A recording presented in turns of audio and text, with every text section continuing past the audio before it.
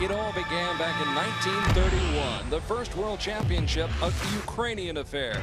For more than 8 decades, this outdoor test of an archer's skill has played out on many of the world's great stages. London, Paris, Berlin, New York, and Beijing, just some of the cities who have hosted the sport's best athletes. Now it's Antalya's turn, along with Belek, an idyllic resort community here on the Turkish Riviera. At this moment in time, Belek may be the most diverse spot on earth aside from the United Nations. This year, 69 countries registered over 400 archers to compete in this World Championship event. Countries like Armenia, Bangladesh, Moldova, Israel, and Estonia, all seeking precious medals here on the Mediterranean coast. Wherever in this world you might be watching at this moment, good morning, good afternoon, or good evening once again. Welcome to Belek Beach and the 2013 World Championship of Archery.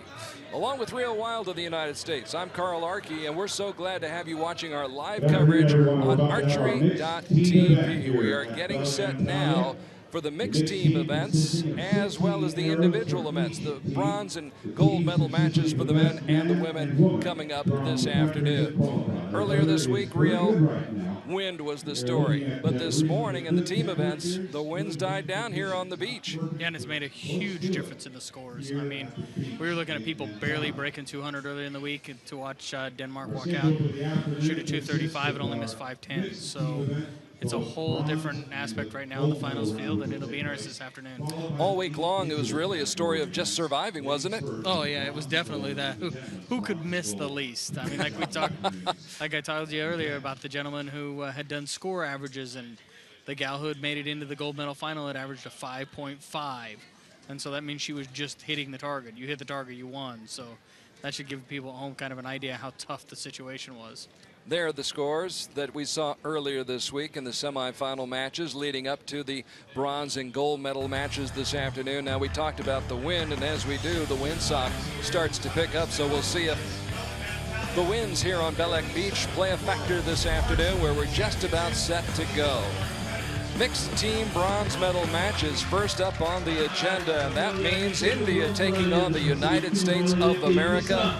Whoever wins this event, it will be their first World Cup medal at a World Championship event in mixed team competition. The first team out from India, and India defeated Denmark and Korea this week, lost to Russia, but that win over Korea was huge, Rio. Oh yeah, Korea's, like I said, we're talking about teams that are putting a lot of invested in and getting ready for the Asian Games. And with India beating Korea, who's put a lot behind it, that's a big deal. Really big deal. Shooting for India today, Abhishek Verma and Jyoti Sarika. Jyoti Sarika only 17 years old, Abhishek Verma 24 years old, and they will take on a very experienced team from the United States. Erica Jones, 28 years old, one of the best in the business, and Jesse Broadwater, 29 years old, ranked 15th in the world, also one of the best in the business, from Jennerstown, Pennsylvania. He was the top compound qualifier here in Belek this week with 713 points. Yeah, great score. I mean, started off and finished super good even in the wind. The wind had started to pick up on the second half and just finished really strong. It was a really impressive feat to watch. The United States getting to this bronze medal match by beating Croatia in the quarterfinals, ultimately losing to Italy in the semifinals. So now they will battle for the bronze here on Belek Beach on a gorgeous afternoon in Turkey. Belek, one of the resort communities on the southern Turkish shoreline along the Mediterranean Sea, and a beautiful, beautiful setting, especially now that the winds have died down after almost hurricane-force gale winds earlier this week during the qualifying and the elimination. So it'll be Erica Jones and Jesse Broadwater facing Abhishek Verma and Jyoti Sarika. The United States on target number 1, and India on target number 2, and Erica Jones will get the party started. And Erica's been shooting really good this year. A lot of second places. Yep, pulls out and shoots a 10 to start it off. Sends a message on her first shot.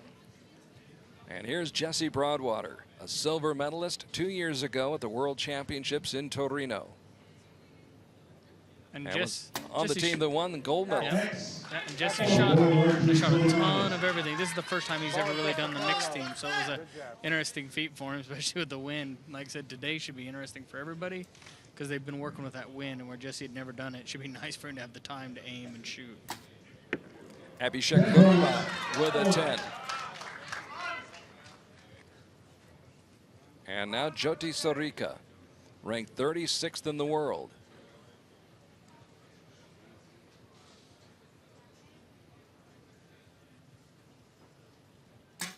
Takes her time, and it's a 9. Yeah, she actually came into my house about this last winter. They were, she got some funding from some people and wanted to get really ready for the Asian Games, and so we worked with her for about a week, got some problems that she had, and we hopefully got them cured, it looks like. 9, 10 o'clock, right target, Jesse.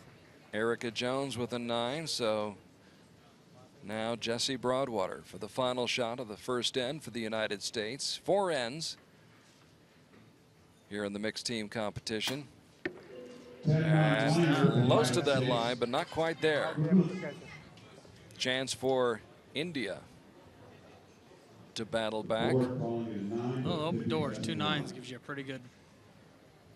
They have the potential to take the lead with these next 2 shots, but they both have to be bullseyes, and that one is far from the center of the target. That's not exactly how you like to open that up with a chance with 2 9s. So Verma, who's ranked in the top 100 in the world, posts an 8, and he needs Jyoti Sarika to pick him up. She does just a bit, but they needed more. So the USA has the lead after the first arrows have flown. Here in Belek, Turkey, 20 miles up the coast from Antalya, where stage 2 was held back in June. There's a good look at Erica Jones and Jessie Broadwater. You talked about Erica's season. She picked up a silver in Shanghai, in fact had 3 medals in Shanghai, a mixed team gold medal and a team silver medal. She also got a silver medal in Antalya in the team event, picked up an individual silver in Medellin, silver medal in Poland, losing to Albina Loganova, and then got the silver medal at the World Cup in Paris. So she's a little bit frustrated in the sense that she's been right there on the cusp and just hasn't been able to finish it off. And the funny part, in the U.S., she's won everything this year. I mean, she's won a lot of shoots. Plus, she set a world record in Colombia for the qualification round. So you know she shot some good scores. So it's got to be just a little bit frustrating that you're getting to that point but not getting over that hump. Yeah, you get that close. Close. Yeah. Good look at the crowd here in the stands here in Belek, Turkey, on an absolutely gorgeous October Saturday afternoon.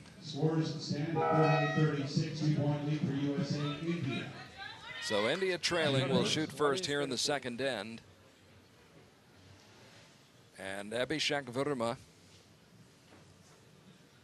24 years old and competing since 2006, starts off with a bullseye.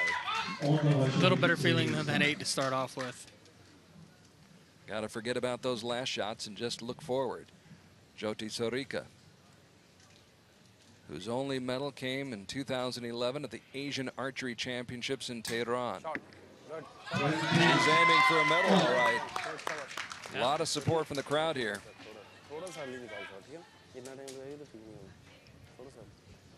Yeah, that gives them a little more pressure to put on the U.S. people because you have 2 points, but it's still early in the match, and to get 2 10s down there, that adds that pressure up. Erica's shaking a little. Follows her solid. Held it together. Yeah. So Erica Jones.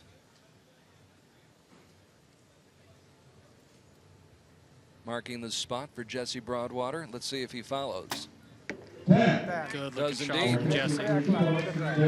So the lead that was at 2 after the first end remains at 2 here in the second end.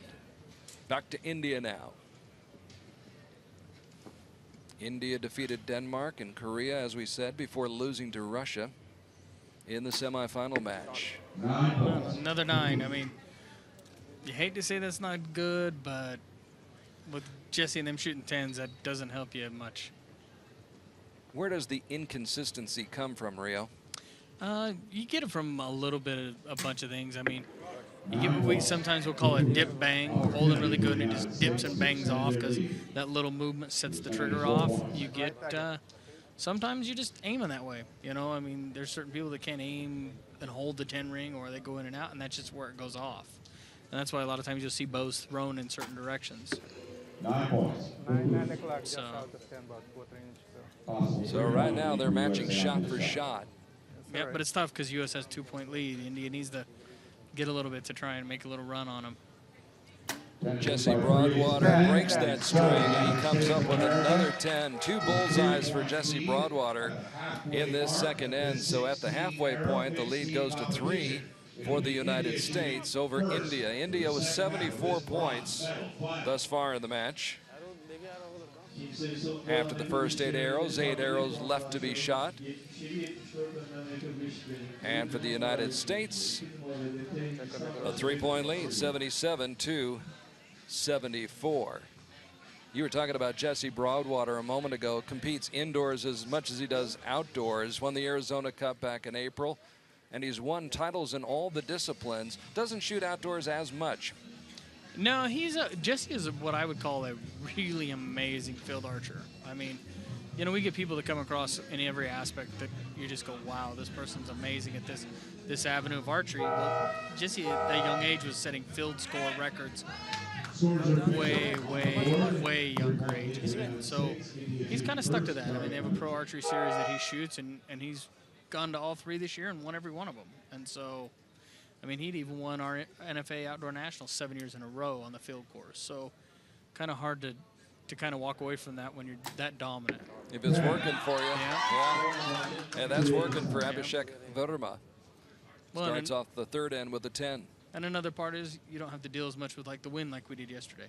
You get rid of some of those, you know, variables. Yeah. India making a charge. Yeah. So back to the United States now, and Erica Jones,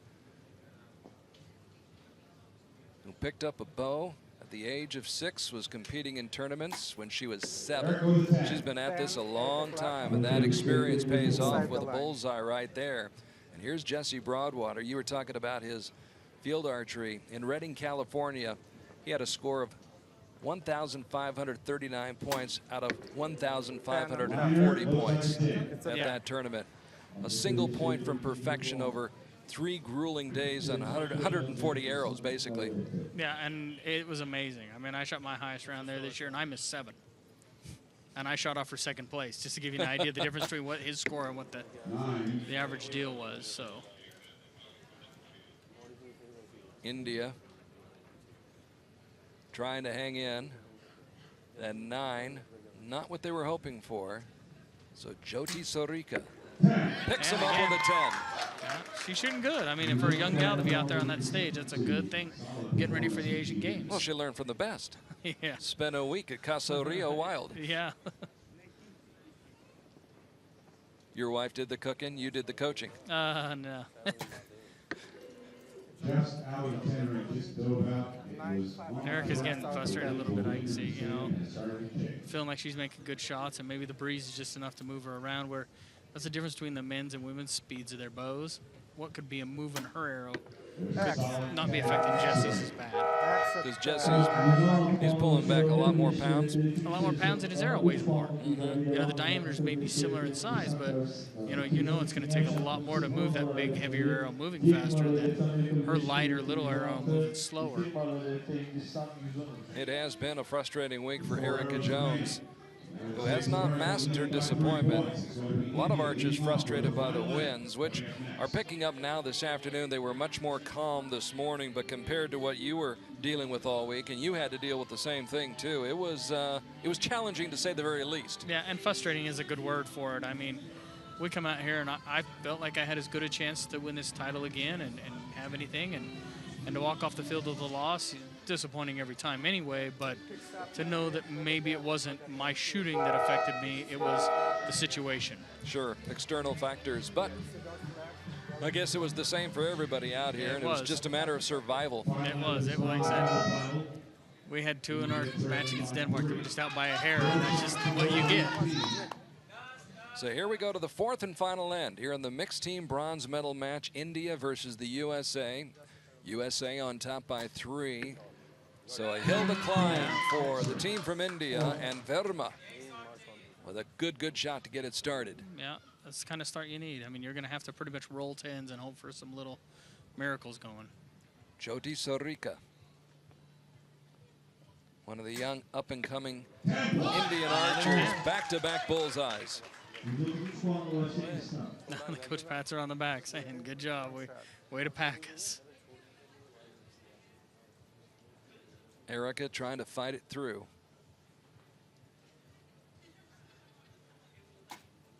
There you go, Erica Jones strikes gold. And now Jessie Broadwater, who's got 3 kids at home. I know it's the middle of the night, but they're probably watching. Yeah. The freak says she 10 points. 2 low X's, guys. And happy to see Dad fire another 10. I don't know if we'll get a shot of it, but he's got different colored shoelaces. The blue laces are for his son. The pink laces are for his girls. So he's always got them in the back of his mind. Yeah, Jesse's a great dad. We talk about our kids all the time together, and he really cares about them a lot. It's really special to see people, you know. And when you're this far from home, and we are a long way from home, as are the Indian archers, it's nice to have those little things that connect you back to the family. It is. Thank goodness for technology and being able to FaceTime and talk to them and stuff like that. Skype is a wonderful thing, isn't it? It is. It is. It is. So Team India finishes with 151 points. And the United States needing just 2 good solid shots to wrap this up and take the bronze medal. Erica Jones sets the table now for Jessie Broadwater of the United States. 6 or better to win. I would say it's pretty solid with Jessie up there.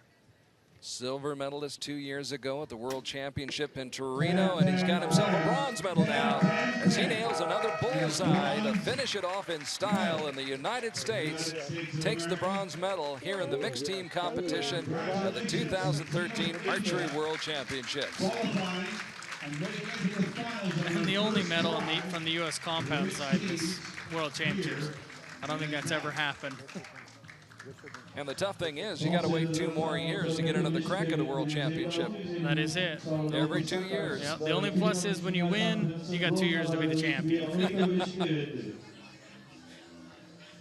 So the first match is in the books, and the United States, in workmanlike fashion, wins it by 5, 156 to 151. USA jumping out to a 2-point lead in the first end. Bumped that lead up to 3 in the second end, maintained that lead at 3 after 3 ends, and they extended out and end up winning by 5. So a Kodak moment, a golden moment, actually a bronze moment here in Belek, Antalya, where the winds, not sure whether they want to kick up or not. We'll keep an eye on that windsock for you. But there's the form by Erica Jones, along with Jessie Broadwater. So Jessie, who is so good indoors, field archery, outdoors, versatile, the 29-year-old from Jennerstown, Pennsylvania, going home with a medal. It's been a good week for Jessie here. As we said, he was the top compound qualifier in Belek with 713 points, and he winds up winning a bronze medal in the mixed team along with Erica Jones. So congratulations to both of those archers. Moving on now, it's time for the mixed team gold medal match here on Belek Beach. And this should be an interesting one. It'll be Italy against the Russian Federation, and there is the Russian Federation. This would be the first World Championship mixed team gold medal for the Russian Federation. And they've got 2 excellent athletes out there to get the job done. Albina Loganova and the newcomer, Alexander Dombayev, who has gotten a lot of people's attention here in the last couple of months. Of course, Albina on the left, she's been one of the dominant figures in this sport for the last, I'd say 7, 8, 9 years, Rio. A long time. Yeah, I mean, she'd been a 2-time or back-to-back defending titles coming into this World Championship. So I'm sure she'd like to have won again. I mean, it's got to be frustrating not to be out there, but she's been around a while. She knows her way around the finals. She's got to make the best of it now. The best she can hope for is the gold medal in the mixed team competition. She will not get her third individual title, not this year. She'll have to wait 2 more years for another shot at that. But to get the gold medal, they're going to have to go through the team, I think, that's been the best mixed team in compound archery all season long in the World Cup competition. And that is Marcella Tonioli and Sergio Pagni. They have dominated this summer. At stage 1, they won the bronze medal together. At stage 2, they won the gold medal together. Then they went to Medellin, won another gold medal. And Sergio, on his own, won a silver medal in Wrocław, Poland. So it's been a good summer for him at the World Cup final. Well, we'll get to that in just a moment, but we're getting set for the start of this match. But it will be Dambayev and Loganova facing Pagni and Tonioli. Should be a good one. Yeah, and like we talked in Poland, this is great for Albina to have a teammate that can kind of carry his weight on the men's side. He has done that and some. We'll get into his track record in just a moment as Dambayev drills a 9. Now here's Loganova, who in individual competition this week dropped her quarterfinal match to Maya Orlic, who we'll be seeing later on in the individual matches. She fires a 10. Yeah, like I said, she's been around here enough. She ain't afraid of no, finals venue. The nerves are different. And, I mean, you are going up against Italy, who is the defending world champion. Marcella with a good start. Marcella actually beat Albina at stage 1 in 2012 for the women's gold medal. So they've gone head-to-head before. Yeah. And Sergio with a 10. At the World Cup final in Paris just 2 weeks ago, it was a bronze medal for Sergio Pagni as he defeated Dominique Genet by 5 in the shadow of La Tour Eiffel. Back to Dambayev now. And Dambayev opens with an 8. It gives him a little more room. Dambayev actually has a chance to medal twice here this afternoon. And Albina with a 9. So not the finest effort by the Russian Federation in this end.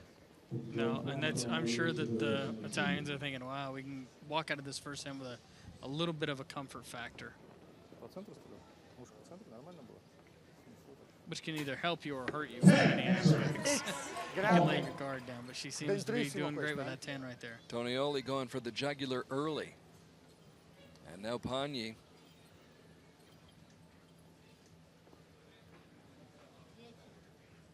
Trying to take advantage of the opportunity, which he usually does. And does again. So there you go, right off the bat, they jump out to a 4-point lead. That's huge. Yep. And you walk up with a perfect score.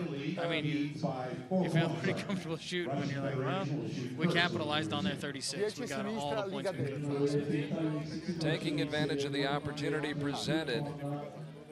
No misses for the Italian duo, Marcella Tonioli and Sergio Pagni. Sergio Pagni had a little bit of trouble with his shoulder earlier in the year, has got that worked out, feeling a lot healthier now, shooting a lot better, feeling better, and right now I'm not sure the Russian pair feeling very good about the situation they've created for themselves right from the get-go, falling behind by 4 points. They know full well the challenge that lies ahead over these next 12 arrows. Oh, I'm sure without a doubt. You know that you've dug yourself a pretty good hole and you don't have a lot of arrows to try and get yourself back into it. So Sergio Pagni, who was hoping to win his 3rd World Cup championship in 5 years when he got to Paris. It didn't work out that way, but was able to win a bronze medal in the men's compound competition. So here's Dambayev. Dambayev, 24 years old, ranked 26th in the world, has been ranked as high as 20th, but came on strong towards the end of summer and now is coming on strong here with a shot like that. Yeah, and after his kind of slow start with a 9 and an 8, that helps a lot. So his confidence gets a boost. And Albina, who won a bronze medal in Paris, defeating Sukji Yoon of Korea, now starting to pick up her game with a bullseye. And sometimes him breaking the ice will help her get through, and so I think that's a good start for them. Tonioli just outside the line. Not even a game of inches. No. More like millimeters, centimeters. Yeah, it can be a hair. And that's got to be maddening. Drive me crazy. It can at times, I will not deny that. Sometimes a centimeter might as well be a mile. It's about the same. Score's exactly the same on a piece of paper. Yeah. Right. Doesn't matter how close. Yeah, and the more frustrating part sometimes is yours is that far out and the other guy's is way further out, but yet they have the same score. You're just like, man, I know I'm shooting better groups, so. And they say close only counts in horseshoes. Yeah. Whoever said that didn't know about archery. So that's 3 10s in a row now for the Russian Federation.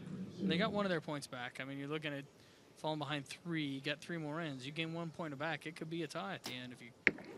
Oh. A little bit of the door open, so you hope that they don't capitalize too much on it, but you could gain that 1 point back each end and still be right there. So Albina coming up with a 9 and 75 points through the midway point of this match for the Russian Federation. Tonioli right on target. And so far on the first 7 shots, they've only been off just a hair on 1. Sergio. A little bit low and to the left. And seemed to hold a little bit longer on that shot, Rio. Yeah. Sometimes you get that nervous, you try to be cute and careful, and it just doesn't end up being the best. Thinking a little bit, maybe too much about the shot, but nonetheless, Italy still with the lead after 8 arrows. There's the 75 out of the possible 80 points for the Russian Federation. Yeah, and I was wrong. It was 4 points after the first end, but they have cut it to 3, so just a little nicking here and there, and you can make it at least somewhat of a better run at it. You know, I always tell myself if I'm in that last end and I have a shot, I feel so much better than to have nothing or, you know. And to have a shot, you mean down by 1, maybe 2? Yeah. At most. It depends on the weather, too. I mean, like this weekend, there was times you could be down 10, and we've seen that happen. But, 1 or 2, 2's a little on the heavy side in nice weather like this, but 1 is definitely doable. Because in a hurry, a 9 can be a decent shot, not too bad, but now all of a sudden you're tied. So in the immortal words of Jim Carrey, you're saying there's a chance. There's a chance. There's a chance. Yep, there is a chance. Alexander Dumbayev had no medals in 2013 until he won the individual bronze and the mixed team silver in Poland, beating Dominique Genet in Poland 147 to 144, but he's wide to the right, way off target. Yeah, and that's not going to help your cause of trying to catch back up when you've got, you know, you gave him 4 points in the first and you got 1 back. Now you're just giving him a mate to try and catch maybe 2 more points. And it leads a lot too. The second arrow from a teammate, a little more nervous, tries to put a little more effort into it, and it can end up not as good as you'd have liked. That one too close to call, could be a 10. That arrow is a good 2-3 millimeters out. So Tonioli trying to build upon that lead. Di riga, a sinistra, 8,5, 9. 10, but It is a 10. Solid 10. Andare a vedere. Didn't seem to be any question about whether that was a 10 or not. Sì. And there's no doubt about that shot by Sergio Pagni. So Sergio coming up with another big shot. How many times have we said that in the past? Sergio, the only athlete to repeat as a World Cup final champion. And showing championship form right now. 6-point lead for Italy midway through the 3rd end. And Dumbayev once again finding the center ring. And you wonder if him thinking that they were getting a little closer got him nervous again, and he did that shot that 8. Because it's like I said earlier, the biggest thing in a team event is to have a strong leadoff that walks out there and shoots one in the middle. It makes life way easier. And it is about nerves to a large degree. These guys may not be showing it on the outside, but inside it's churning, isn't it? Oh, yeah. Your mind goes 8 million miles a minute. You think every scenario, all kinds of things. And, you know, usually when it's that off in left field, that's usually when it gets you. 9. Of course, Italy can afford to give a point back here or there. The 9 by Marcella. Seconda a sinistra, Marci. And Italy should still have the lead after this shot. But Sergio, it's just a matter of how much. 10 points puts it up, and the lead is now at 6. Yeah, and that's kind of your moving in, like we talked about again. And Italy did nothing but moved up another 3 points. So Italy started off with a 4-point lead in the first end. Russia really having a tough time finding the middle of that target. Falling behind by 4, got the lead down to 3 after 2 ends, but now Italy picks up 3 more points, builds that lead, and doubles it here after 3 ends. So 4 more arrows to be shot for the gold medal in the mixed team competition on this brilliant, brilliant sun-splashed day here in Belek, Antalya.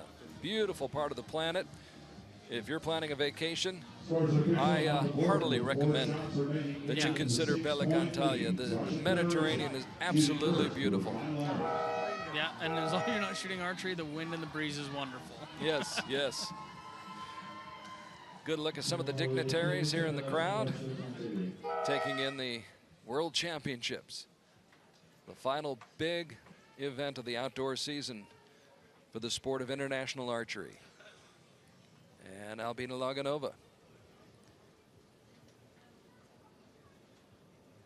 They switched up the deal. She's going first this time. Trying to kickstart her team, and Albina, who won the gold medal in Wrocław, defeating Erica Jones in the individual championship match, can only come up with a 9. So they shuffled the deck a little bit.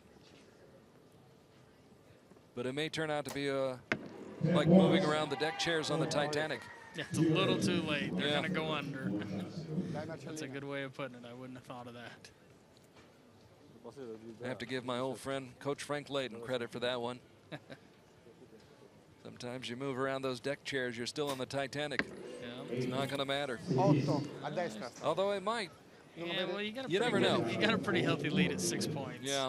I mean, you shoot an 8, you only give 1 up. You're really not on the edge of tipping the boat over. I do have another friend who's a coach, and his license plate says, "You never know."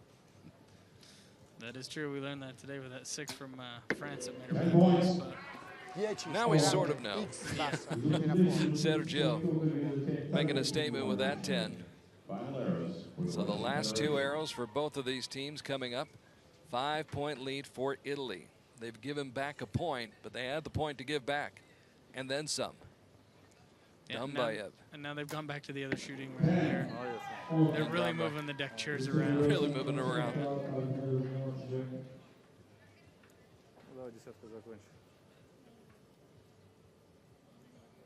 So Dumbayev will finish up with the 10.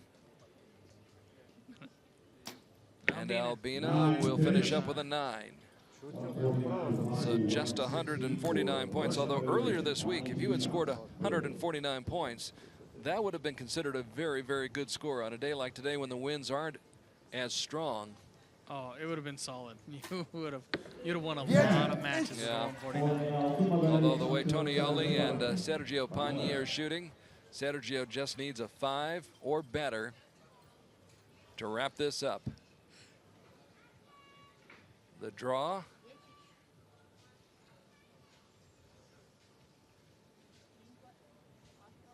The release. Mission accomplished. It's done. And Sergio gives his partner a big hug. Yeah. And now the victory sign. There can't be any better feeling. I've never felt it myself, so I can only imagine what that's like. It is a great feeling, but it just never, it's so funny how it takes time to set in. Like you get the jubilation that I'm done and I won, you know, I don't have the pressure of competing anymore. But it almost takes a little while for it to just set in. You're like, I did win that tournament, you know? And you watch it on YouTube and this, and a little while later, you're like, I did win it. That was pretty cool. Yeah.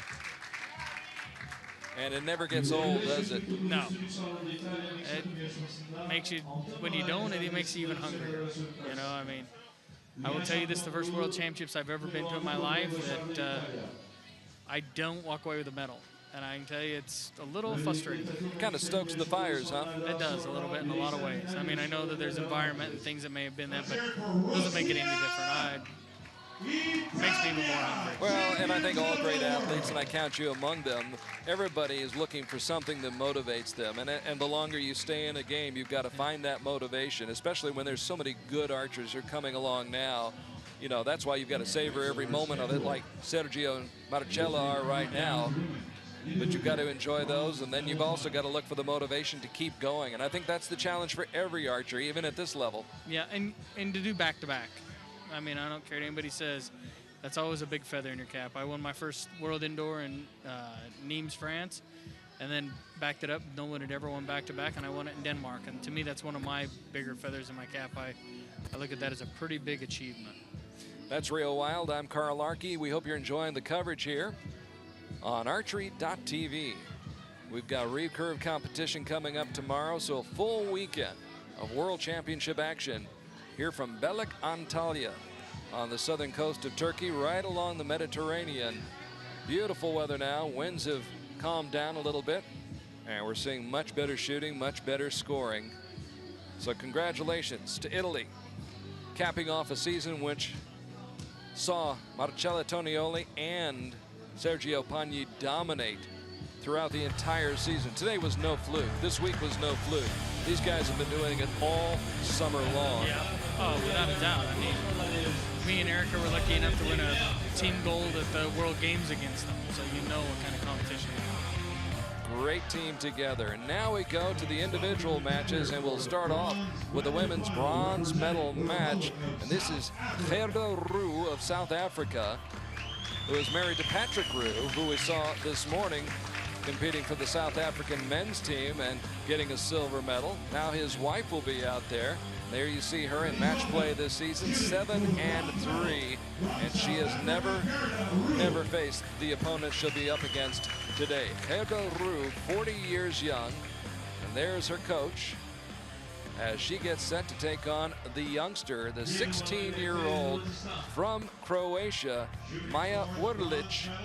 Maja Orlic, ranked 72nd in the world. She was 24th on the World Cup circuit this summer.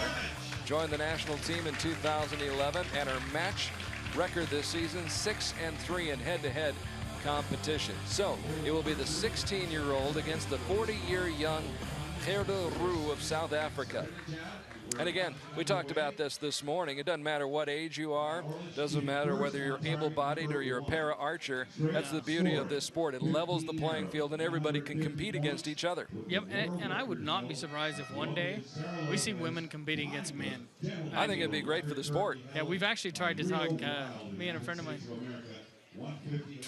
tried to convince one friend of mine, Erica, to shoot in the men's division at Vegas. We can't get her to fully convince, but we think it would be great for her. I mean, as a... Show her the video of Bobby Riggs and Billie Jean King. Yeah. Did wonders for tennis.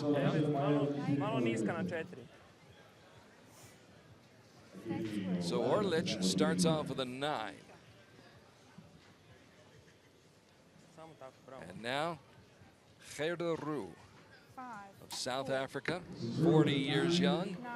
And she also answers with a 9 right on the line. If it's on that line, it'll count as a 9.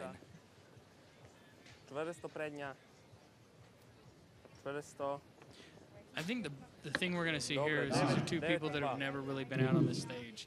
I think we're seeing a lot of that because of the conditions this weekend. And a lot of people fell by the wayside. Yeah, and so you're going to see a lot of people trying to fill themselves out, trying to get in there. And and, you know, like say, get their feet wet. 9.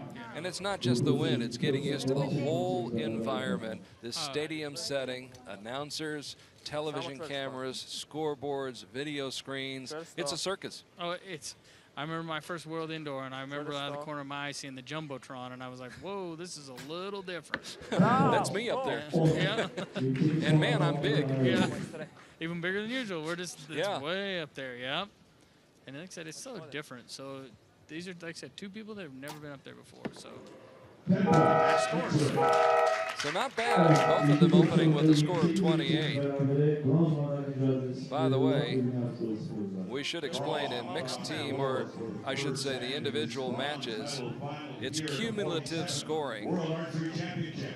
And as we go along, they will shoot 5 ends, 3 arrows per end, and we will keep the total score. Tomorrow we'll go to the set system for the individual matches, but today it is all about the ends, and both of them shooting scores of 28. So we're tied up after the first end, even at 28 all.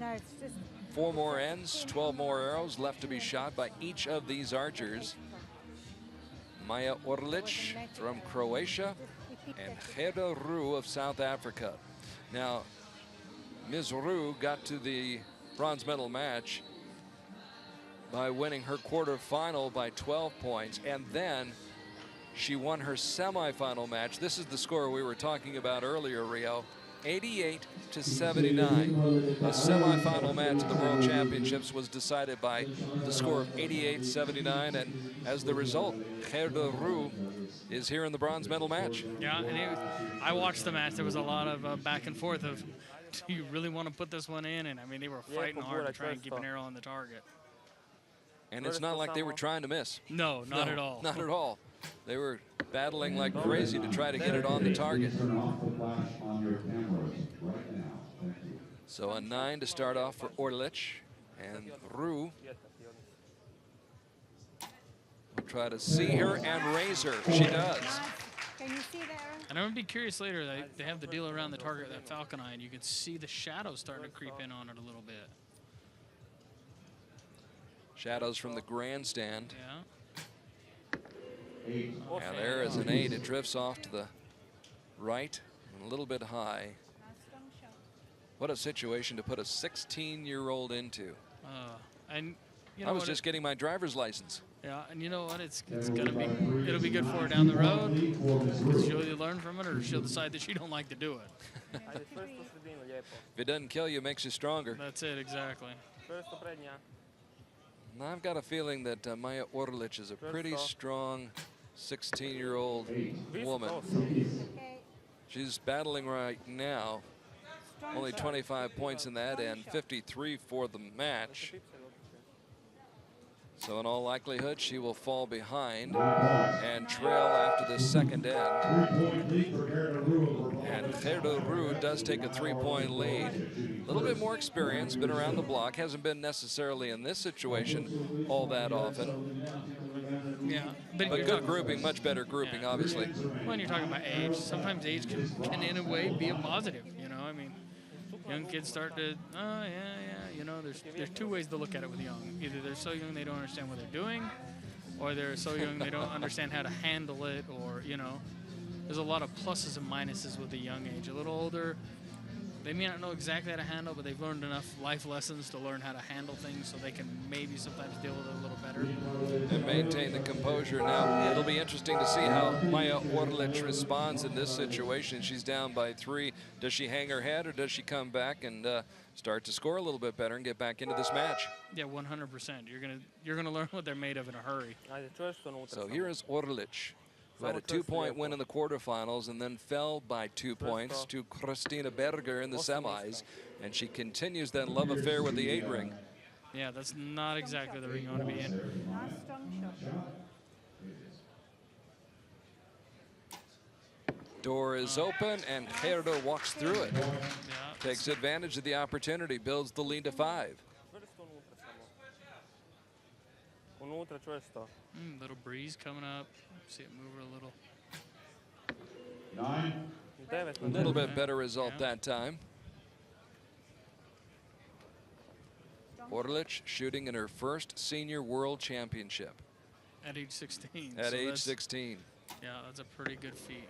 Oh, Okay. just as we say that, though, Roux provides an opportunity for Orlich to perhaps climb back into the match. Yeah, but when you're following a 9 to get back 1 when you got a 5-point lead, it's not as big a deal to you. You might be a little upset with it, but you know that there's room there. And in fact, the worst thing you can do is stew about that. Yeah, Got to think about the next shot. Yeah, best thing for an archer is a short-term memory, not to remember. Play forward. Yeah. Sometimes that's good. My wife says it's not bad, not good sometimes. Nice. In archery, I think it is. Maybe in some other things, not Yeah, so much. Not but, so much in life. but in archery, yeah, it works. So Gerda Roux with a bullseye on her final shot. And she scores 28 points here in the third end.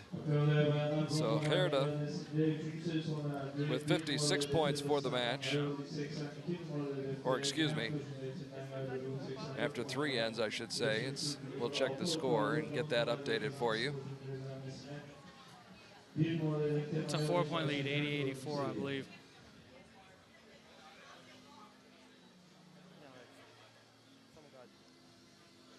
And here comes just that, like I said, that dreaded moving end. You're either going to get yourself in a chance to do it, or you're going to be left out in the cold.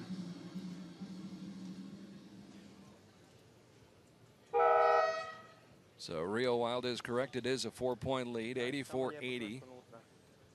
And Maya Orlich trailing, shooting on target number 1. Under 10 seconds left to take the shot, takes it, and it's a 9. Only so much time given to each of these archers to get the shot off. And that can be different versus like all of our eliminations. You have a set amount of time to shoot all 3 arrows, so you're going to have 1 or 2 that's going to go fairly quick, and then you'll have more time for that arrow that you struggle with. Now you have they're going to go. They got to go or it's a 0. And so it does affect a lot of people differently. That's why I say, you know, we look at the finals venue and the venue effects, but that time also has a pretty good aspect on it. Yeah. By the way, they are shooting from 50 meters out as Gerda Roux shoots another 9. Lead is down to 3 now. Had it up to 4 a moment ago, but has given back a point. And perhaps even more depending upon that second shot, but now that may be negated by the 8. Yeah, and it doesn't look like, it's always hard when there's another hole in the target to call the arrow, and usually you end up losing out on it versus gaining it. So we'll see how that goes out. Bullseye for the South African, Gerda Roux. But I mean, it could take it from a 4 to a 5-point lead, so it really is moving. You're not moving in the right direction. So 111 out of a possible score of 120 for Gerda Roux after the first 4 ends. And Maya Orlich, who's getting some on-the-job training right now at an early age of just 16. Yeah, some really hard on-the-job training. Yeah. Talk about being thrown into the frying pan. Yeah. 106. Well, you either sink or you swim. Yeah, in a hurry you learn, too. Yep. There's no...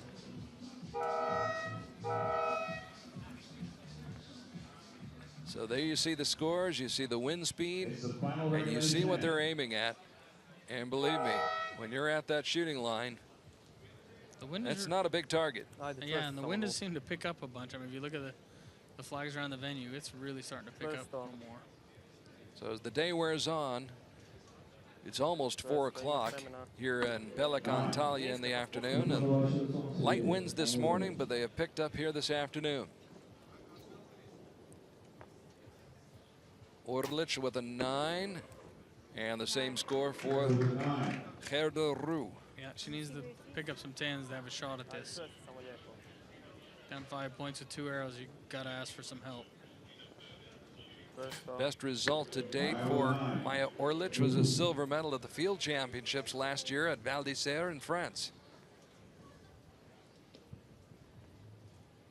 This a little bit different setting, a little bit different situation. But we can also go to this, getting down to that last arrows, knowing you never won a medal.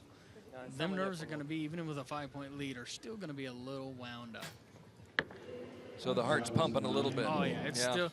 Until, like I say, I always like to say, until that arrow's in there and called, it's going to be a nerve wracker. So Herderu wraps it up. Her husband gets a team silver medal, but on her own, she picks up the bronze medal in the women's competition as Herderu uses that experience, 40 years old, ranked in the top 100. This is only her third international tournament. This is actually her first year of competing on the international scene. And she talked about nerves and handling nerves and coming into this match, and she handled it pretty well, I thought. Yeah, she did really well. I mean, lots of open doors, didn't let herself get too wound up, and did all right. So Maja Orlic with a great experience, something to grow from, learn from. Yeah. And only fell by 4 points, 137 to 133. Nothing to be ashamed of there. Just a little bit of a struggle here and there, and that's all it takes, really. No. One shot off here, one shot off there, and all of a sudden now you're in a tough spot. Yep. Oh, it definitely can open up in a hurry there. Doesn't take much, and all of a sudden you're in lots of trouble. So the women's bronze medal has been decided, and it goes to South Africa. Herderu coming through. And that will be a happy family headed home to South Africa after the World Championships are over. Yeah, a proud husband, for sure. Yeah. And a proud wife, proud of what her husband did this morning with the South African team that collected the silver medal. Just in case you're joining us now this morning in the team competition, let's recap that for you. France won the bronze medal in the women's side. The Netherlands settled for silver, and Colombia picked up the women's team gold medal. On the men's side of the bracket, it was Denmark winning the gold medal, South Africa the silver, and France took home the bronze medal in the team competition this morning. Now we go to the women's gold medal match here on Belek Beach, and it will be Christina Berger of Germany versus this young lady, Ivana Budin of Croatia. Ivana Budin, who just turned 28 years old. She's ranked 14th in the world, was #1 back in 2009, so she's a veteran, been competing since 2002. Got her dad back behind her. That's always a good comforting factor. And here is Christina Berger of Germany, who handled Marcella Tonioli by 8 in the quarterfinals and then slipped just a bit, losing to Maja Orlic, or slipped by, I should say, Maja Orlic by 2. She defeated Maja by 2 points to get to the gold medal match. So Christina Berger, 25 years young, ranked 5th in the world. She was #2 back in May, dropped a little bit over the course of the World Cup season. Was 6th at the World Cup final in Paris 2 weeks ago, but now makes it to the gold medal match here at the World Championships. And she'll be on target #1. She's popped onto the scene pretty hard in the last couple of years. I mean, hadn't been around, and all of a sudden she's really been shooting well. So it'll be interesting to see how they both handle this. Ivana really hasn't been in the situations that Christina's been in the last few years. Christina, who admitted to me just a couple of hours ago, boy, she really still gets very nervous before each match, but settles down when she finally can take that first shot, and that one was a beauty. Yeah, and like I say, a lot of it's just getting your feet wet. You know, sticking the feet in the water, and let's get it cold and get ready. A little wobbly, but still got it there. Yeah. Like I said, there's no such thing as a bad 10. They're all beautiful. Yeah. And there's another beauty.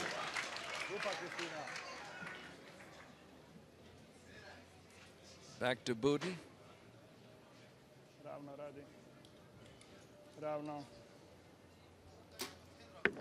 Not happy with that. You can tell right from the release.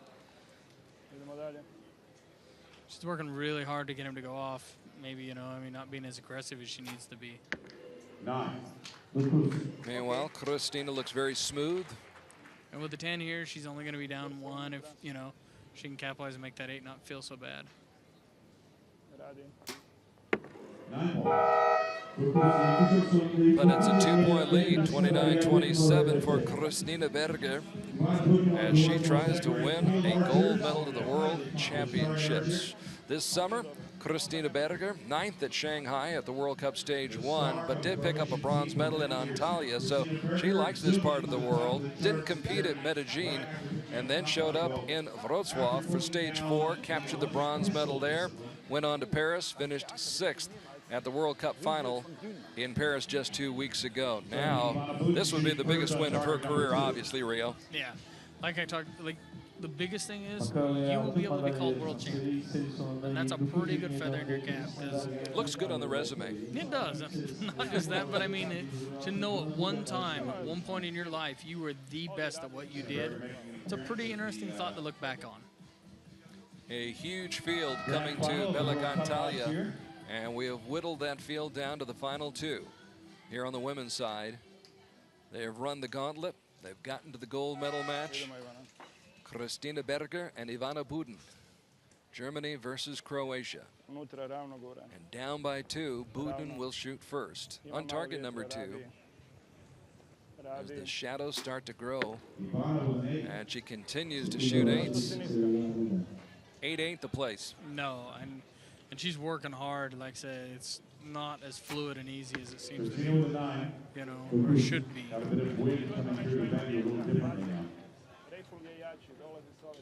Lead bumped up to 3 now, 38-35.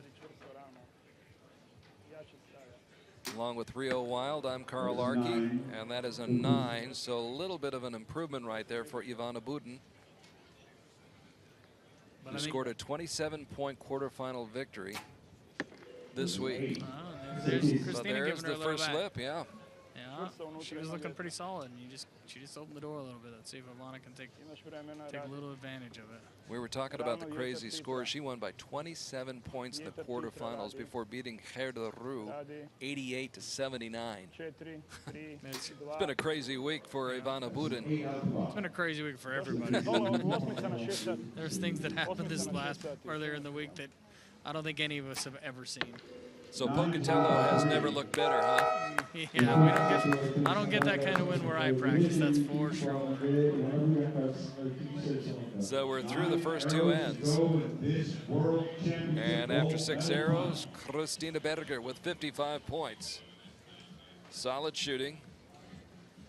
Yeah, I for mean, the young lady who's only in her 2nd year of actually competing in archery. So I said she's come on the scene pretty quick. She's had some good success. I mean, I believe she's won a World Cup, if I can't remember right. And if not, she's been in the top. She's been out on the finals venue a few times. So, well, in 2012, she was in the gold medal match in Antalya against Albina Laganova, was right in that match when she almost missed the target, and that turned that match around. She settled for the silver medal. Then she went to Ogden, Utah for stage 3 and picked up a bronze medal and finished 6th at Tokyo at the World Cup final in 2012. She has dominated the European Championships, though, and in fact led the German team to the European title in 2012. So Ivana Budin trailing by 3, still struggling to try to find that center ring. yeah. Still searching, seeking. And there's a heat-seeking missile by Christina Berger. Yeah, and that lead just grows a little bit each time, so.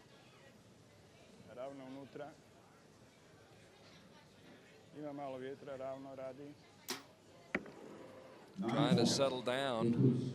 Back-to-back 9s. Now trailing. Well, we'll see how much the lead is for Christina Berger. And there's a 9-10 liner. By contrast, close to that line. I'm gonna say it looks pretty good. I would say. Not sure. So at the least, it's a 4-point lead. Yeah, with the other opponent shooting 9s, you're not too sweating it. But you can see those shadows starting to grow. The sun starts to set in the west, and Budin not about to go gently into the good night. She fires a bullseye. Yep, kind of gets that string on. We'll see if it helps her. Keep going. Christina could walk out with a 5-point lead with 2 ends left. That's a pretty tall order. Well, you get excited about shooting at 10, and then you take a look over, and there's Christina matching you with the 10. Yeah. Takes a little bit of the wind out of the sail. Takes a lot of wind out of the sail. So 80 points thus far for Ivana Budin of Croatia. And does she have the credentials? Yes, she does have the credentials. She does have And there they are to prove it. The arrows in the quiver, Christina Berger. A remarkable story, really. She was a national champion pistol shooter in Germany until switching to archery 2 years ago. And I asked her about that. I said, is this more interesting? And she said, far more interesting. I think this is more interesting, more challenging. I enjoy it more. And it certainly shows, especially after these first 3 ends now. She has a 5-point lead. So Christina Berger going after her biggest win ever since coming to archery. And Ivana Budin rising to the occasion. Like I said, this can be your moving end. If she does a good couple arrows, it can put a little pressure on Christina and takes it right away. X marks the spot. I like that belt buckle.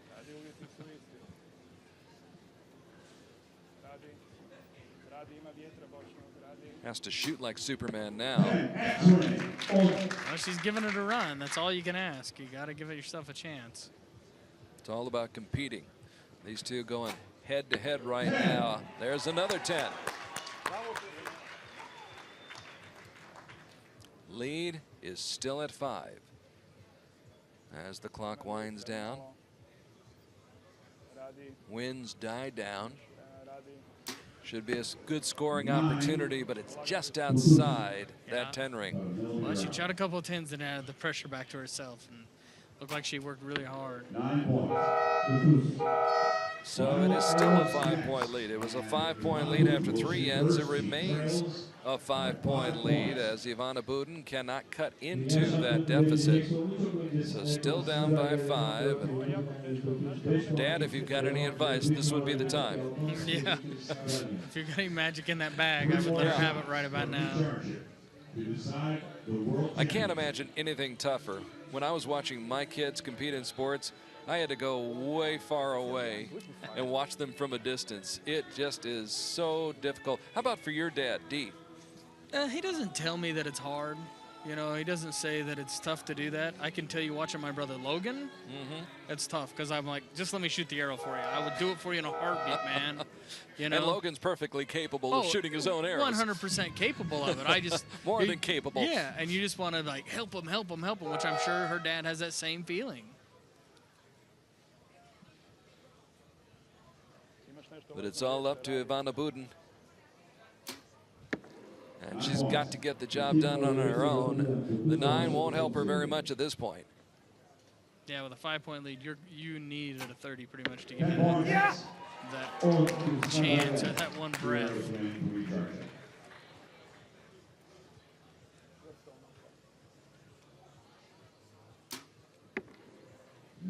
Another 9.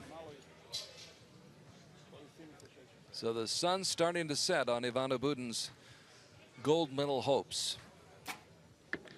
10. And Christina Berger pounding away, knowing she is this close to a gold medal. But a great way to finish this match for Ivana Budin. Goes out on a high note, finishes with 137 points. And a scoring arrow will win for her. There it is. There's your champion. The World Championship belongs to Christina Berger, who was a bundle of nerves just a couple of hours ago as she prepared for this match, but now the pressure is off and she can relax and savor the moment. After your heart rate dies down a little. We did have the heart rate monitors on the archers last year, as you well know, in Tokyo. You were wired up for that. Yep. It was always interesting to see the heart rate going up. I imagine her heart rate is going up pretty high right now. Yeah.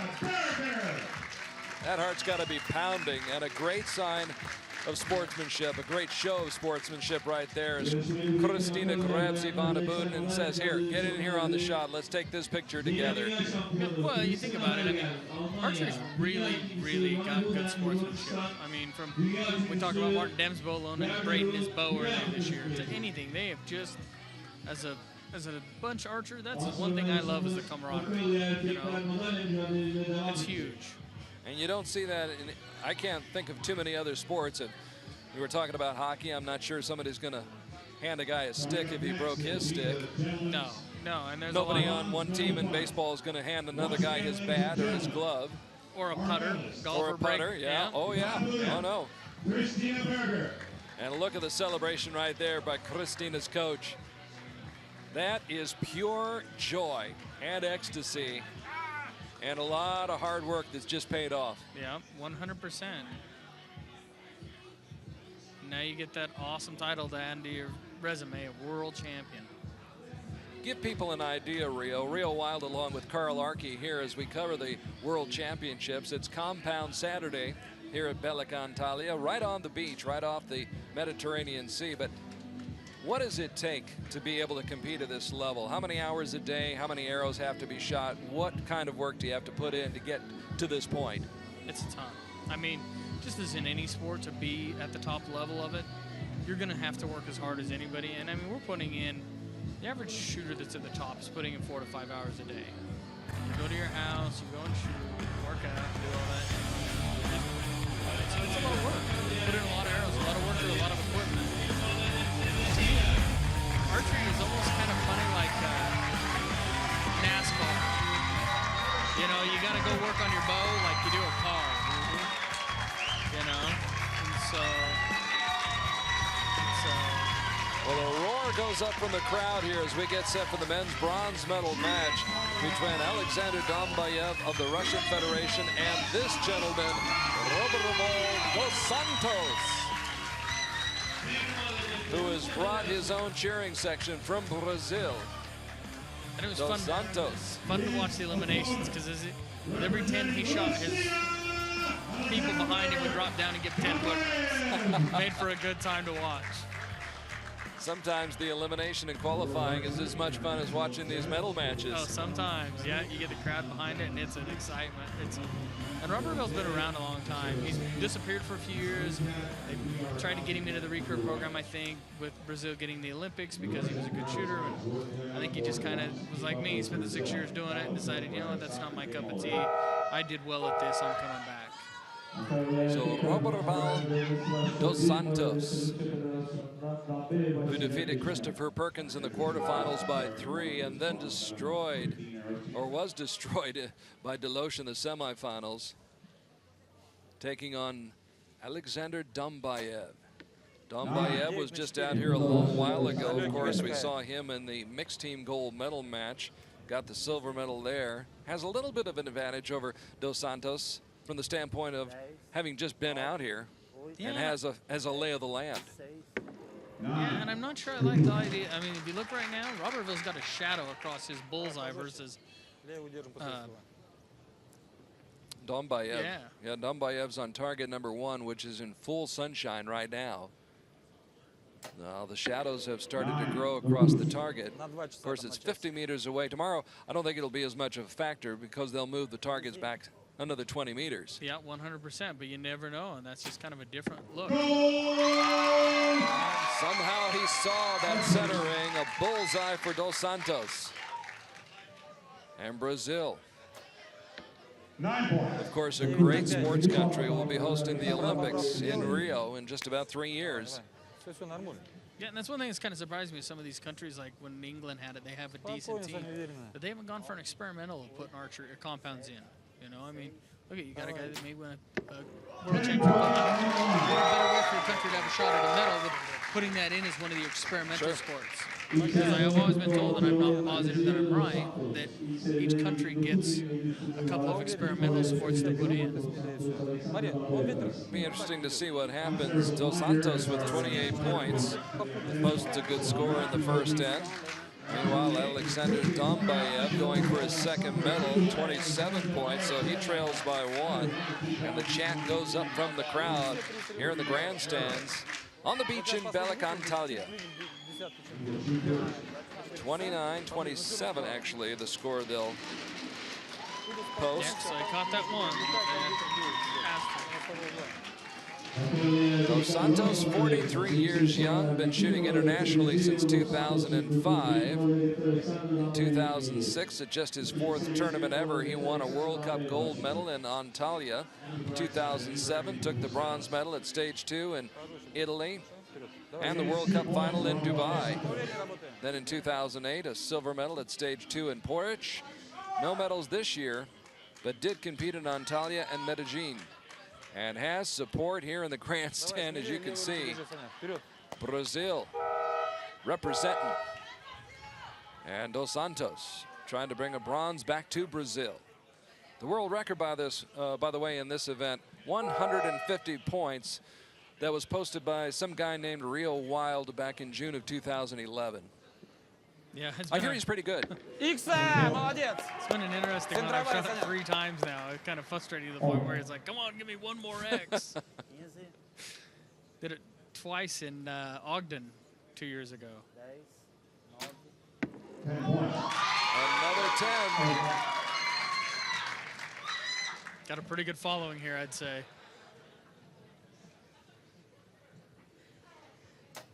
So they have Dos Santos with a 1-point lead. They had posted a 2-point lead after the first end. But apparently it was just a 1-point lead, 28-27. And now Dos Santos just outside the 10 ring. So he maintains that 1-point edge. This may turn out to be one of the closest matches of the day as Alexander Dombayev drills another bullseye. Yeah, and like I said, I think it's a big part of his advantage being out here earlier. It may not show right now, but it usually helps out a lot. Dos Santos with a 9, or an 8, excuse me. In the shadows, hard to tell. So how difficult is that for him to be able to look through his sight and see that target? Is it a disadvantage for him right now? Oh, without a doubt. That, to me, honestly, is a horrible disadvantage. I mean, you're talking... It just is... I would say you give a guy points by that. Because the quality of your aiming spot is not. Well, I was going to say, how do you pick your spot? Yeah, it's not as easy to see. I mean, it's like saying I'm going to put you in the dark and shoot, and I'm going to leave you in the light and let you shoot. So. And as the result of that last shot, at the end of that last end, Dombayev actually goes ahead in the match by 1. Yep. So we're going back and forth. So a 2-point swing. I believe that was Gaël Prévost from France, the great French recurve archer who almost defeated Eugène Yoc in Paris 2 weeks ago at the World Cup final. There's another 9. And he's been hanging a little low, so I gave it a few clicks. So. 10. Чуть-чуть там слева, Саня. Lead remains at 1. Back to Dos Santos, whose nickname is Tico. And Tico Все в линию уверенно работаем. groups them, although he'd rather group them up and a little bit higher. Give him about 2 inches and he'd be really happy. Dombayev very pleased with that shot as he builds his lead up to 2 right now. Dombayev already with a silver medal in his pocket, now trying to pick up a bronze medal. And Dos Santos with 3 9s. Well, and another hard part in that lighting is when it's light outside and you shoot, you get instant return on what your arrow is. You can usually see it. Where in that darkness, you're not going to have an idea what it is. So that heart rate of, ooh, it's a good shot or a bad shot is a lot by not knowing. The uncertainty. Even more so, yeah. So Dos Santos with 82 points after the first 3 ends. Dos Santos got off to a lead in the match by 1, but a 2-point swing in the second end gave Dombayev the lead, and Dombayev now up by 2, 84-82 through the first 9 arrows. And Dombayev with his own personal cheering section as you see the form of the youngster. Dombayev defeated Braden Gelentine by 5 in the quarterfinals this week and then lost to Mike Schlosser in the semifinals. We'll see Mike Schlosser coming up in the finals just a moment in the gold medal match against Pierre-Julien Deloche. And that should be a really good match. So Roberval dos Santos on target number 2, which now has more of a shadow across it, so it's a little bit easier to see, it looks like. 10! Саня, 10 на 5 возле габарита, прям где-то с девяткой. Dombayev now up by 3, 94-91. Might have hung. That's one of them that you're probably going to lose because It's going to be a tough call. the way the paper is torn. Yeah. They'll put the asterisk by it, but 9 на 12. Спокойно, спокойно до конца, Саня. so still a 3-point advantage. Работаем. Not insurmountable. Well, like I said, this is your moving end. You got to get yourself in there. And Dos Santos gets moving. Yeah, 3. You hope he gives you a little more here, and you hope you catch that 1. So 10! Not about to give up a point. yeah. Clutch shooting by Alexander Там девятка под Dombayev, вопросом, там девятка конкретно. who, as we mentioned earlier this afternoon, did defeat Dominic Genet in Poland for the medal there, the bronze medal. Also won a mixed team gold medal in Ogden in 2010. But he has really come on. It was Poland really where we started to notice Alexander Dombayev. Then he performed well last 2 weeks ago, I should say, in Paris at the World Cup final, and obviously today with the chance to medal twice. Yeah, I mean, he's got a bright future. He's a young, good, up-and-coming shooter, and has had some good results lately. And it's kind of just, you know, it's nice when you come off Poland and you're coming right to here from there to have a shot at winning, you know, a medal at the World Championships. Came on strong towards the end of the World Cup season, and now with a chance to pick up a World Championship bronze medal. And so we'll see if Roberval can put the pressure on him. And this is the make or break right here.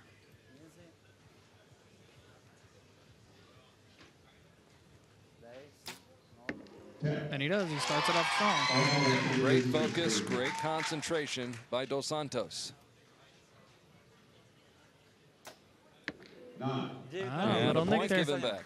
Hey, you got 2 more. You put 2 more 10s down there, you might have a shot. Put this first one in, and you'll get some. You'll get some pressure, and you know that Dombayev is hearing the crowd. You know that he.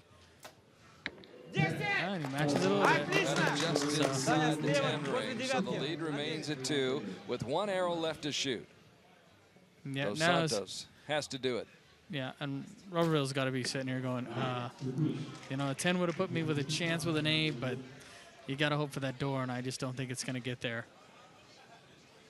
Dombayev puts it away. Bullseye on his final shot. A high 5 for his coach. And a bronze medal for the youngster, Alexander Dombayev, who finishes up this outdoor season on a very high note, very strong, and wins the bronze medal. Came to Belek hoping to medal twice, and in fact he has done that. Just 24 years old, and a huge smile on his face as he enjoys the greatest moment of his young career. Yeah, I mean, a World Cup bronze medal is important, but a World Championship bronze medal is way nicer. And you can see that on his face. His coach is proud of him. You can always tell it's just that you know how hard work is and what the payoff is. I mean, it's like my wife always tells me how proud she is of me because of all the hard work, and she pushes me and makes me better. So it's a pretty good deal to have somebody around that can help you get to that level. Well, obviously she gets all the credit. She should get all the credit. She does. That woman's amazing. There is no doubt in my mind. She's doing the hard work back at home. We're out here having fun. Yeah, she's hanging out with the kids and taking care of them and makes my world amazing. Talk about having fun. Yeah. For a 24-year-old kid, doesn't get much better than that. No. Although in this sport, he's not a kid. No. He is After a seeing veteran. a 16-year-old get her first shot out there, No. 24 seems to be getting a little old. Nope, he's a veteran, and he proved it today. Shot like a veteran and came through to pick up his second medal here at the World Championships. Alexander Dombayev, one of the big stories I'm sure we'll be talking about after this weekend is over, and it's far from being over, although we're down to our final match of the day. Of course, Recurve coming up tomorrow, and we hope you'll be with us for that. But right now, sit back, relax, and enjoy the men's gold medal match. France versus the Netherlands. Pierre-Julien Deloche versus this gentleman, Mike Schlosser of the Netherlands. Mike Schlosser scored a 7-point win in the quarterfinals and then was 8 points better than Dombayev in the semifinals. And there you see his one-loss record, 6-2 so far on the season. Has never gone head-to-head against Pierre-Julien Deloche. But now he has that privilege and the pleasure of facing Pierre-Julien Deloche. And a lot of people think that he's got a good shot.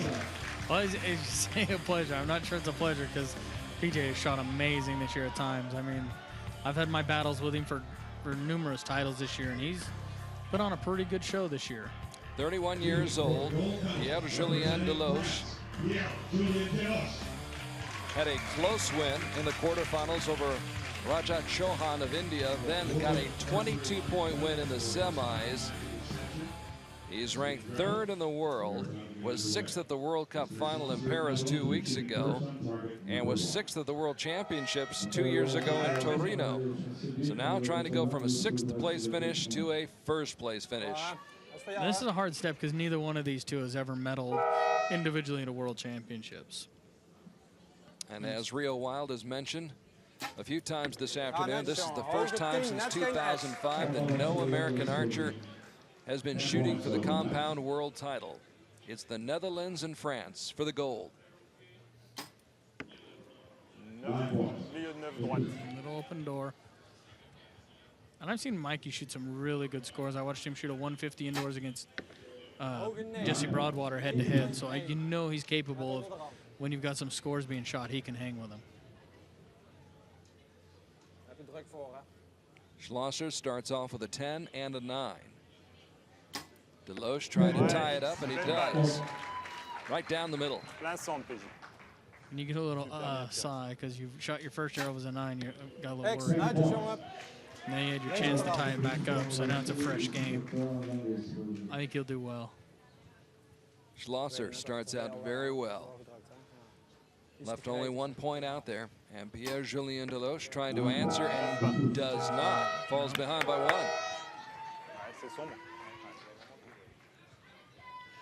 And I think the target deal is really a lot more than people are making it out, because with that left side being bright and that right side being dark, that's an advantage or a disadvantage to a definite factor. And by the time this match is over and the day is done, target number 1 will still be in bright sunshine. Right now, it's even lighting for the most part on target number 2. It's mostly covered by shadows, but it was really tough for Robervaldo Santos as the sun was creeping across that shadow, or the shadow was creeping across the target on target number 2. Yeah. We'll just have to see how Pierre-Julien Deloche will handle it. It's luck of the draw. 100%, that's it. I mean, I've had times when I've shot on one target versus the other where, because of the stands, I get wind coming in that's a little different than the other. And you just kind of just luck of the draw for sure. You don't get your pick in everything in this life. No. If Pierre had his choice, he'd be on target number 1. But he's got to deal with what he's got to deal with. And down by 1, he fires a bullseye.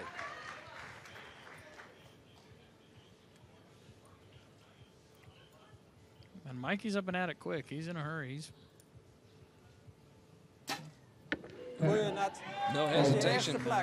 net boven de X.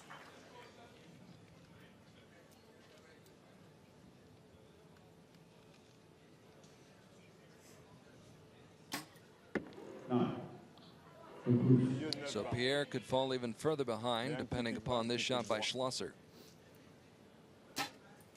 He didn't like it either. 9.4, rechtsonder. Could be one of them matches down to the end where, here, let me give you one. Oh, I don't want to, and just the pressure of being world champion is pretty intense. We have yet to see a shoot-off. here on Compound Saturday at the World Championships. Non, t'es dedans. Laisse-toi pas sortir du match.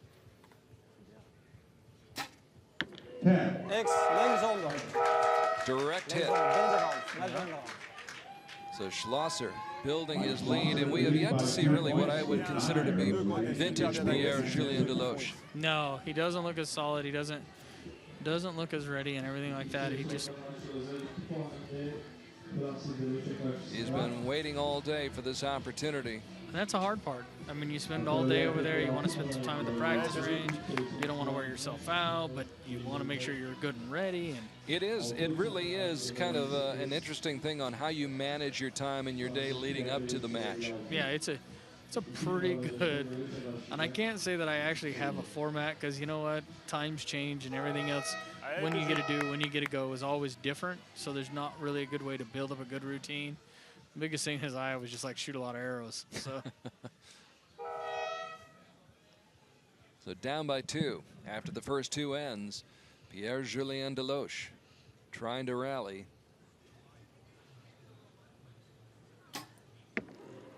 He's hanging low a lot on those last few. Close, but not quite. So I gave it a few Schlosser clicks. with another chance. And takes advantage. Kills the spider. Yeah. Mooi gecontroleerd, hè.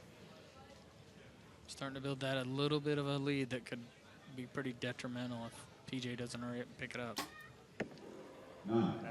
Still low. Allez, PJ.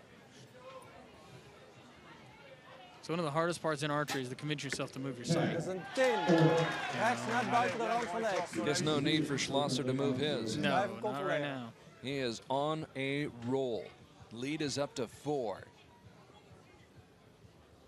9th arrow of the match. Pierre-Julien Deloche. And Deloche with 3 9s. All low. All of them low. His last 5 arrows have all been below the 10. 10-10-10 though for Mike Schlosser, who builds that lead and bumps it up to 5, 88 to 83. So Schlosser, who grabbed the lead at the first end, going up by 1, bumped the lead up to 2 after 2 ends, now leads by 5, and you can see Pierre-Julien Deloche trying to fight his emotions and trying to maintain his focus. Easier said than done, though. You know you've battled and you've worked so hard to get to this point. Now here you are with 6 arrows to go, down by 5. It's got to be disheartening, and that's what you've got to fight mentally. Oh, it's hard. I mean, it's hard to keep yourself focused because if you think about it, you have 5 points and 6 arrows. You're going to ask him to miss one of every one of his arrows, and you catch him to have a chance to win. It's just hard. It's really hard. If he's going to start reeling him back in, he's got to start shooting 10s from here on out. Cannot afford to miss at all. The French naval officer who watches out for and that helps the ships in distress. He starts off with a 10 this time. He's not low. He's actually a little hair high, but.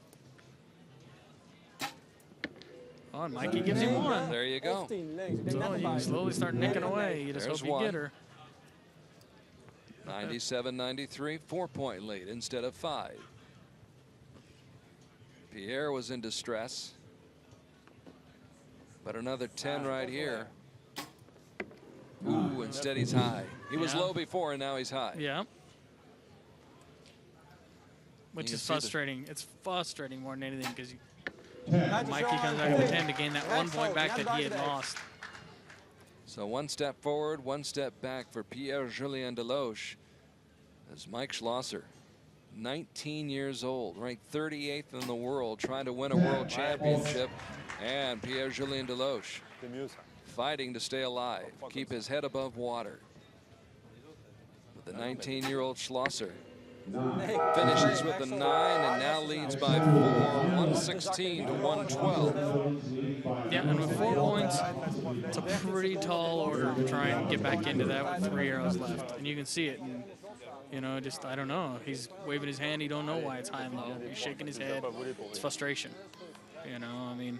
Sometimes the magic's there, and sometimes it just isn't. And sometimes it's just, you're just frustrated. It's tough because you don't know why it's doing it. You can't figure it out. And maybe when you get home, you see something like, oh man, that's what it was. And dang it, I wish I had known that before. You know, I could have fixed it quicker. But that's kind of how life is. Hindsight's 20/20. Good look at Mike Schlosser, who won a mixed team gold medal and a team silver at the Youth Championships here in 2011, back in 2011, I should say. Then in 2012, picked up a team bronze at stage 2 in Antalya. So he's had success in this part of the world before. And he's actually looking to medal for the first time in 2013. If he gets this one, what a way to start picking up a medal in 2013. Your first one would be a World Championship gold medal. Oh yeah, 100%. And it goes to say, I mean, he's shot. Mike is a great shot. There's no doubt in my mind that I've had my matches with him myself that he's been tough as tough could be.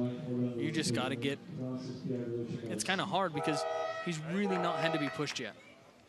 PJ has not shut up to his capabilities, so it's not really put the pressure on him yet to say anything, but it's one of those that he's kind of been on cruise control. 3 more arrows left for Pierre-Julien Deloche to try and turn this thing around. Looks like it's on the line. Looks like he hung. That should be the 10. You can hope for a wind or something to help you out, but it's going to take a pretty good Dat miracle. is een 10, laag. Tegen de rand aan. Je doet het zeker.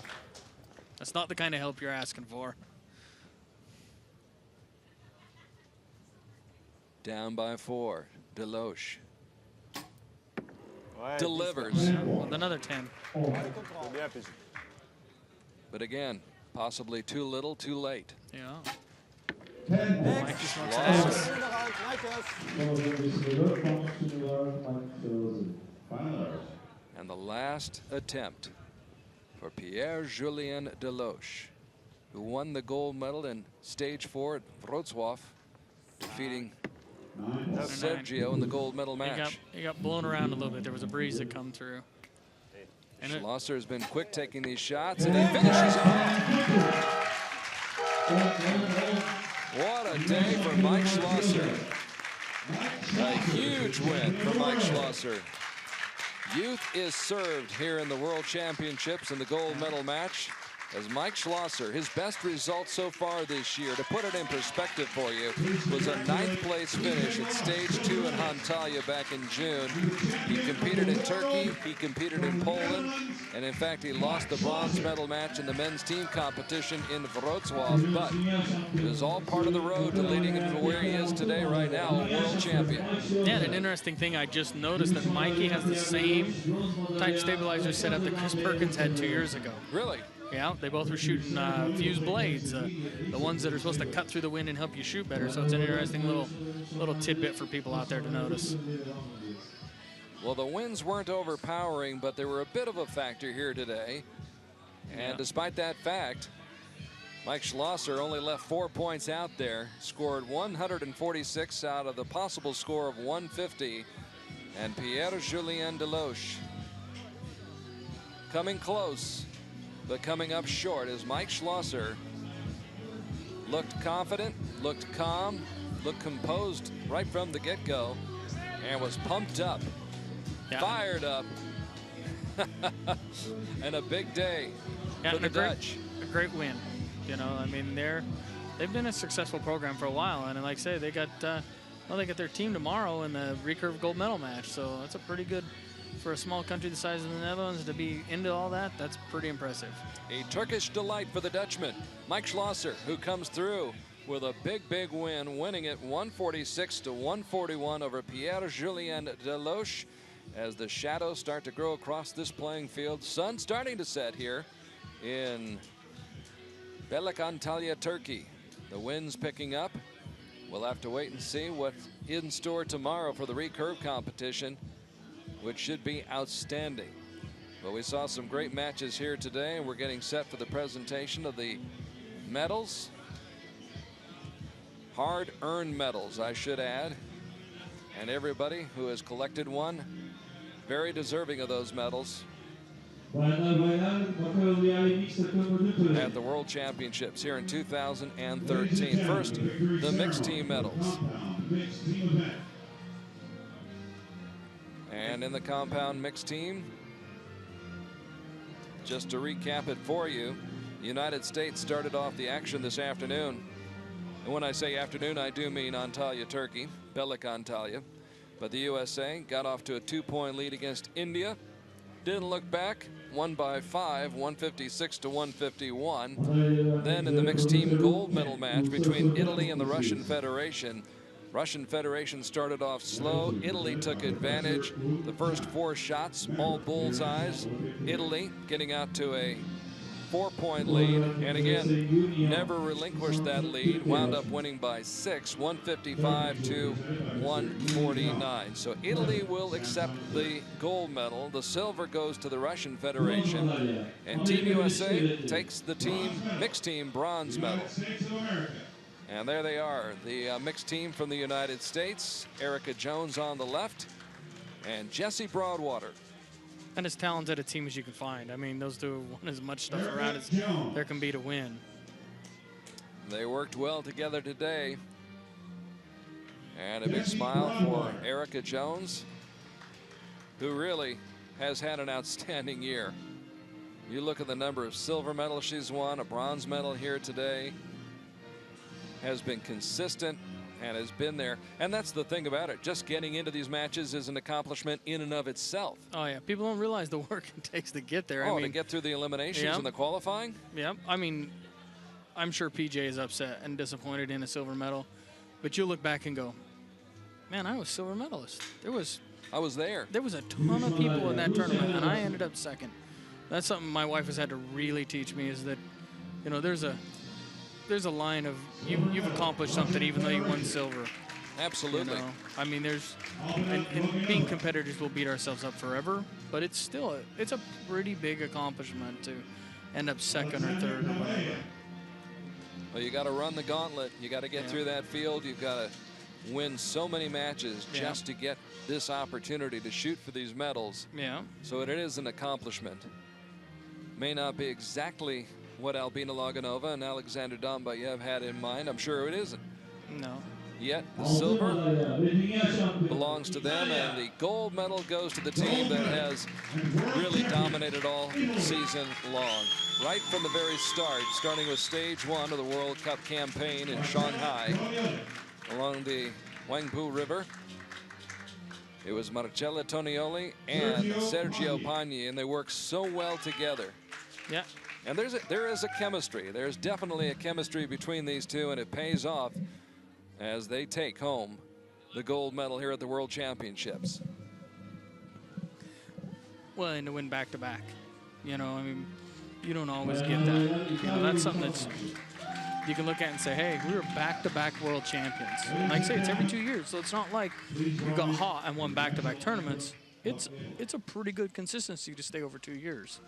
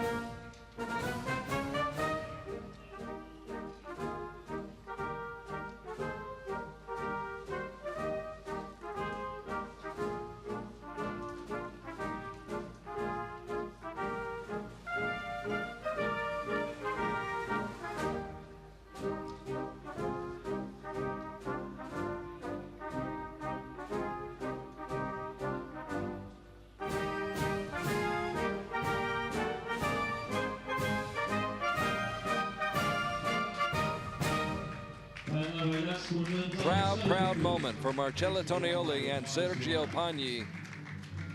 And as Rio Wild mentioned just a moment ago, back-to-back World Championships. 2011 in Torino, and now basking in the glow of the bright sunshine here in Belek, Antalya, with those gold medals around their neck. And the two other teams coming away with their first mixed team medals ever. Pretty good deal. And all the photographers catching those golden moments, silver moments, bronze medal moments, as we'll clear the podium and get set for the presentation of the medals to the women in the individual matches here this afternoon. Once again, want to thank our sponsors, Kia Motors, Sport Toto, Fila, Turkish Airlines, and Longines. We couldn't get it done without you.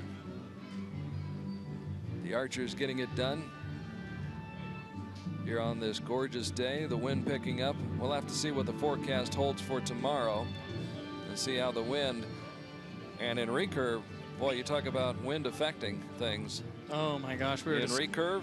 We went over to the practice field before the recurve team matches, and I probably gave Joe Fanchen 10 to 20 ounces of weight to put on his bow, and you know, it was one of them aspects of hindsight's 2020. He goes, man, I wish I'd have had this on for the individual, you know. And they ended up shooting really well and going through, and ended up making the gold medal final, which since they've gone to an eliminations, the U.S. men's recurve has never made a gold medal match. You know, they've won a couple of bronze, but never a gold, so, or even a silver. So that's a pretty good accomplishment for them to get out of their feather in their cap.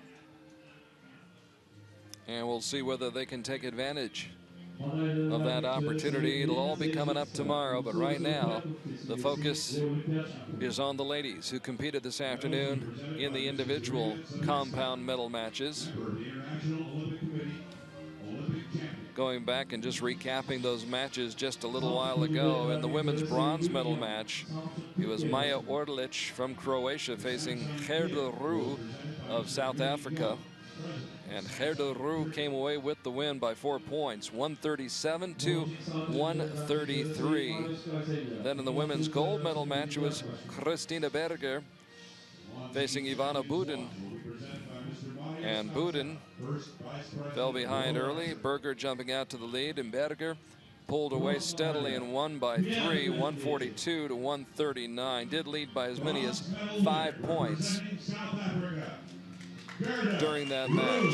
But this is Gerda Ru, who gets the bronze medal after seeing her husband accept the silver medal this morning. Patrick Ru on the South African men's team that collected the silver medal. It's going to make South Africa happy. I mean, walk away with 2 medals from this, you know, deal. It's that's big. Not a big, you know, having not won many medals before in it, it's really a nice deal. Representing Croatia, Ivana Budin. This is Ivana Budin, the Croatian. And Ivana Budin with the silver medal around her neck. And of course, winning for the first time at a World Championship. Only her second year of competition. Christina Berger of Germany, the former national champion pistol shooter, who made the switch and is so happy that she did. She gets to the gold medal match and she cashes in. And now can call herself a world champion. A national champion pistol shooter and a world champion in the sport of archery. Yeah. A very, very gifted athlete and a wonderful, wonderful person. I've enjoyed my conversations with Christina as she enjoys this moment here.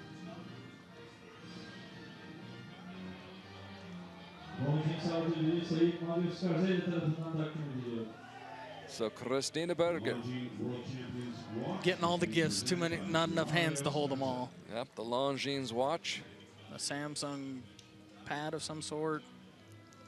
And there will be a check. There will be a check. There will be a check, yes. Money will be exchanged. Yep. And now the national anthem for Germany.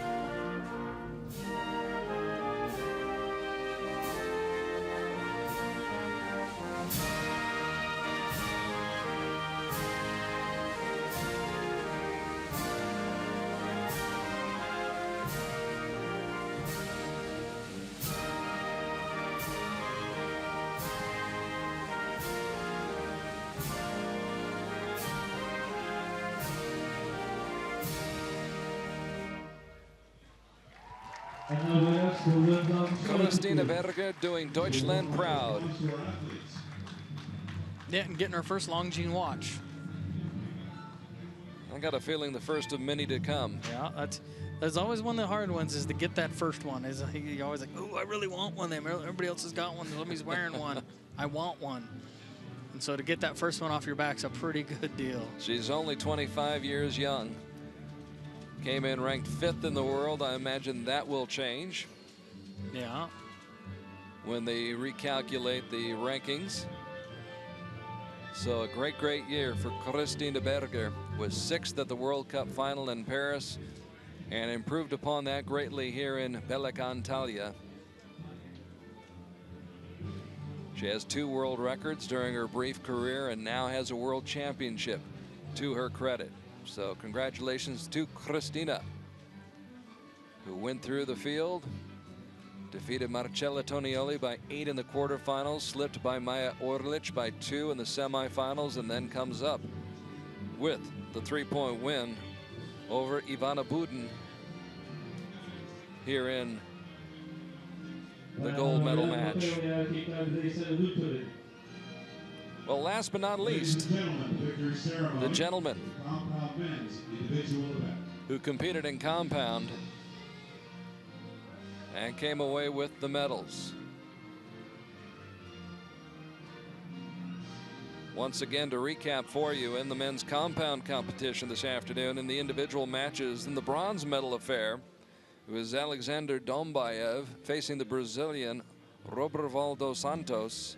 And it was Dombayev coming away with the victory, his biggest thus far in his young career for the Russian Federation.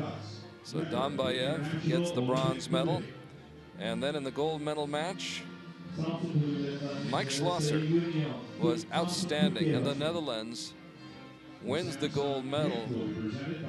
The Dutchman delivering when it counts the most. And Mike Schlosser winning by 5 points over Pierre-Julien Deloche of France, 146 to 141. So those are the 3 gentlemen who will be on the podium shortly as we get set for the presentation of the medals. And it starts to set in a little bit too when you hear your national anthem. That's one of the things that really hit me. The first world championship gold medal I ever won was a team with my dad. And to stand on the podium with him and get to hear my national anthem was a pretty good deal, I thought.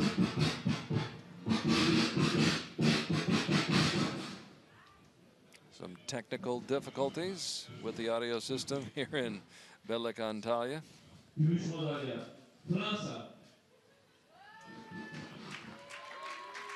But the show goes on. The bronze medal has been presented to Alexander Dombayev. The silver medal now to Pierre-Julien Deloche, who's trying to smile through it all. Yeah, like I said, it'll hit him later to be like, you know what? I am silver medalist. That's a pretty good. It ain't bad. Good, yeah, pretty Things good. could be worse. Yeah. And you just see the excitement, the exuberance. You know, Mikey's pretty happy. 19 years old, and he's got a gold medal at the World Championships. Mike Schlosser, the Dutchman. Yeah. Delivers for himself, delivers for his country, came through, shot brilliantly, scored 146 out of a possible score of 150. Only left 4 points out there. And that was probably good enough to win on almost any day. Yeah, that's a solid score. I mean, you're talking very few finals venue have you ever seen scores much higher than that to go on to win or lose. It's the venue, it's the pressure, it's the whole situation, the environment, the setting, it all adds up, and it's how you handle it at that moment in time. And it's so brief, it's so fast. Oh, I've been lucky enough to shoot some pretty good scores in gold medal finals, but for the most part, your gold medal finals are usually a lower score than your bronze because there's so much more at the line. And so